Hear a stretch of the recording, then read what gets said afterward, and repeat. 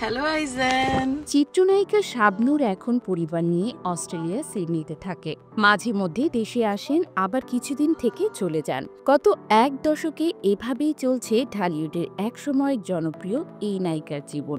এর মধ্যে হঠাৎ করে অনেকটা চুপিসারে ঢাকায় এসেছেন শাবনূর, তাও মাত্র ৮ ঘন্টার জন্য।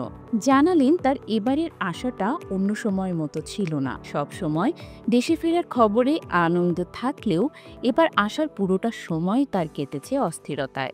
জানা গেছে শাবনূরের এই তাড়াহুড়া ও হঠাৎ বাংলাদেশে আসার সিদ্ধান্ত তার মায়ের অসুস্থতার কারণে।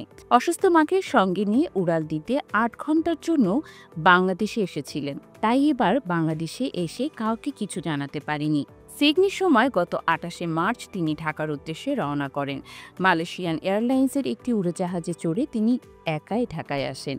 ঢাকায় আসার এই কয়েক ঘন্টার পথটা কিভাবে কেটেছে তা কল্পনা করতে পারেন না তিনি।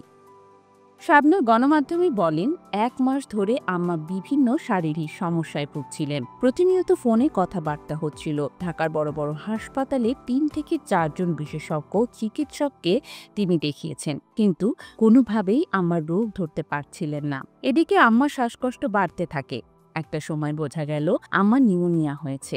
এর বাইরে আরও কয়েকটি সমস্যা ছিল।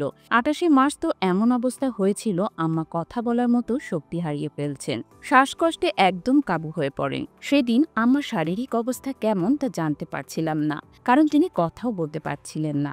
আমার দেখাশোনার দায়িত্বে যিনি ছিলেন তাকে শুধু বলেছি আমি আসা পর্যন্ত আমার সঙ্গে থাকতে, আম্মাকে মানসিকভাবে শক্তি ও সাহস দিতে।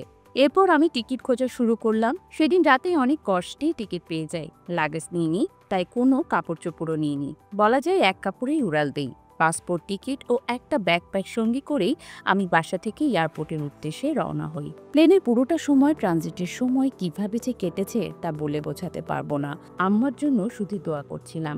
শাবনূর বললেন, ঢাকায় খোঁজ নিয়ে জানতে পারলাম চিকিৎসকরা একের পর এক শুধু আম্মার টেস্ট করাতে বলছেন। এক পর্যায়ে হাসপাতালে ভর্তি করাতেও বললেন, কিন্তু এই অবস্থায় আমি কোনোভাবেই হাসপাতালে ভর্তি করাতে ভরসা পাচ্ছিলাম না। আম্মারও কষ্ট হচ্ছিল।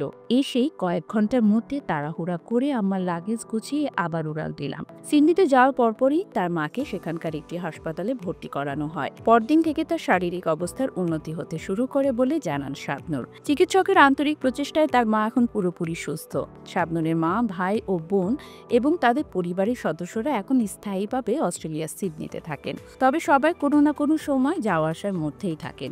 এবার তার মা ৬ মাসের বেশি সময় ধরে ঢাকায় ছিলেন। এর মধ্যে ১ মাস ধরে শারীরিক নানা জটিলতায় ভুগছিলেন।